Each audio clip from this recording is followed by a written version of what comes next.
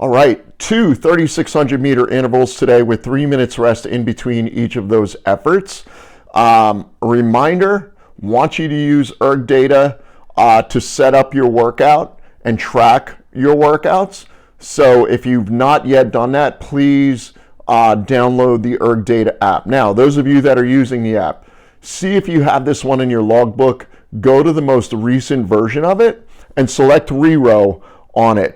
And that way, when you're going through the workout, you can look at the workout graph and see how you're doing today relative to the last time we did this. Now, we have stroke rating notes on these 3,600 meter pieces, and this is as much a mental help to keep you objective and positive through the workout as it is a technical help. Okay, so every 600 meters, the stroke rating is going to change. On the first piece, the first 3,600 meter interval, you're going to start at 18 strokes per minute. And then at the 600 meter mark, you're going to jump to 24 strokes per minute. And then after that 600 meter mark, you're going to go back down to 18 strokes per minute. Okay, that's the process on the first interval. On the second interval, I've got it right behind me.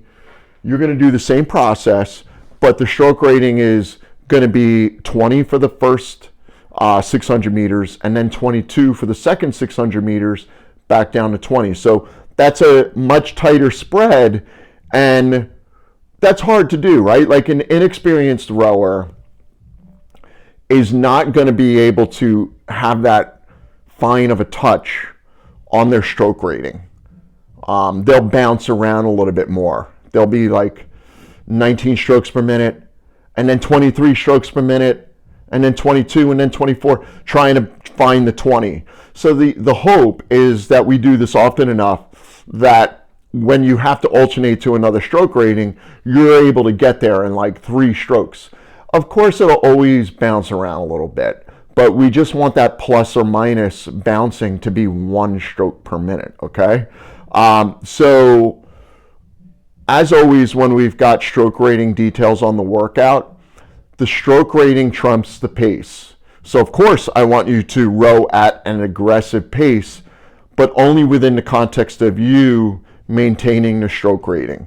Also, if you're rowing at a low stroke rating, you have to keep the stroke as it's intended, all right? You shouldn't change the quality of that stroke when you're rowing at a low stroke rating just to get more power out of it. We'll go over that another time, but just note for today, I don't want the mechanics of your stroke to change just because the stroke rating changed.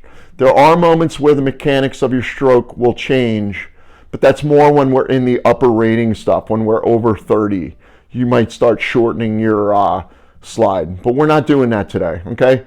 Key takeaway, keep the stroke the same quality and the same mechanic for 18 as you would on the 24. Have a good workout.